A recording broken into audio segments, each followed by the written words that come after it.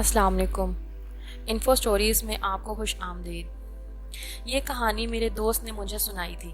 اس کا ایک class fellow تھا جس کے ساتھ یہ حادثہ رونما ہوا تھا۔ ایک رات وہ اپنے دوست سے مل کر رات کو واپس گھر آ رہا تھا۔ اس وقت آدھی رات ہو چکی تھی۔ شہر کی زندگی میں آدھی رات کوئی بڑی بات نہیں ہوتی، گہما گہمی ہوتی ہے۔ وہ بس کے ذریعے گھر جانا چاہتا تھا، اس لیے بس اسٹاپ پر کھڑا تھا، لیکن اتفاق سے کوئی بس وین آتی دکھائی نہ دی اور اس کو وہاں کھڑے کھڑے 1 گھنٹہ گزر گیا۔ رکشے والا کافی پیسے مانگ رہا تھا، سو اس نے سوچا کہ مزید انتظار کر لیتا ہے۔ یوں ہی کافی دیر گزر گئی تو اسے ایک گاڑی آتی نظر آئی جو اس کے پاس آ کر رک گئی۔ اس میں ایک جوان سال خوبصورت لڑکی سوار تھی۔ اس نے پوچھا، کہاں جانا ہے آپ کو؟ وہ حیران ہوا کہ ایک جوان سال لڑکی اس کو لفٹ دے رہی ہے، اور اس سے اچھی قسمت اور کیا ہو سکتی ہے۔ وہ شکریہ ادا کر کے اس کے ساتھ بیٹھا تو وہ کہنے لگی، میں جانتی ہوں آپ کا گھر قبرستان کے پاس ہے۔ یہ سنتے ہی اس کی تو جیسے سانس رک گئی کہ وہ لڑکی اس کو کیسے جانتی ہے۔ پہلی بار اس کو عجیب سا لگا، مگر اب وہ اس کے ساتھ گاڑی میں سوار تھا۔ لڑکی سے بھینی بھینی مہک آ رہی تھی۔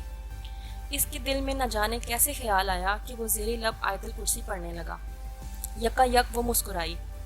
آپ آیت الکرسی کیوں پڑھ رہے ہیں؟ کیا آپ کو خوف ہے کہ کہیں یہ لڑکی چڑیل تو نہیں؟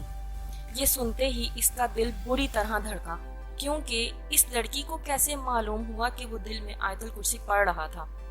اس کا خوف اور بڑھ گیا۔ اس دوران وہ بولی، آپ کا نام منصور ہے نا؟ اس سے بڑا اور کیا جھٹکا ہو سکتا تھا؟ اس نے سر اقرار میں ہلایا، ہاں میرا نام منصور ہی ہے۔ اس کے ساتھ ہی گاڑی رک گئی۔ بولی، لو تمہارا گھر آ گیا۔ اس نے دروازہ کھولتے ہوئے جیسے ہی دیکھا وہ قبرستان کے پاس کھڑا تھا، جبکہ اس کا گھر کافی دور تھا ابھی۔ منصور، آؤ میں تم کو گھر تک چھوڑ آؤں۔ وہ بت بنا رہا۔ اس نے منصور کا ہاتھ تھاما اور سڑک کی طرف جانے کی بجائے قبرستان کی طرف چل دی اور ایک جگہ رک کر بولی، لو تمہارا گھر آ گیا، اب تم آرام کر لو۔ یہ کہتے ہوئے اس نے ایک نیم پختہ قبر کی جانب اشارہ کیا تو قبر نمایاں ہو گئی۔ قبر پر منصوب جعفری کے نام کا کتبہ لکھا ہوا تھا۔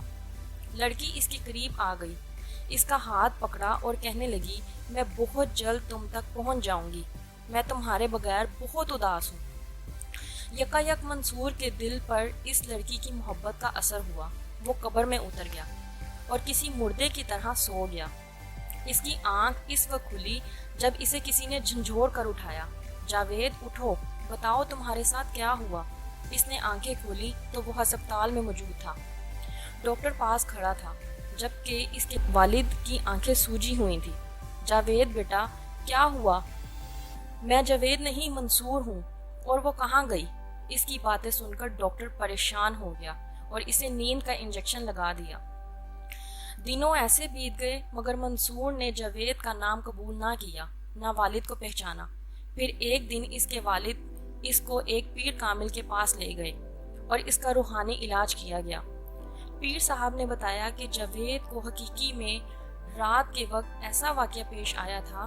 اس کی تصدیق اس طرح ہوئی کہ وہ اس کو قبرستان میں منصور جعفری کی قبر پر لے گئے جو 20 سال پہلے قتل ہوا تھا۔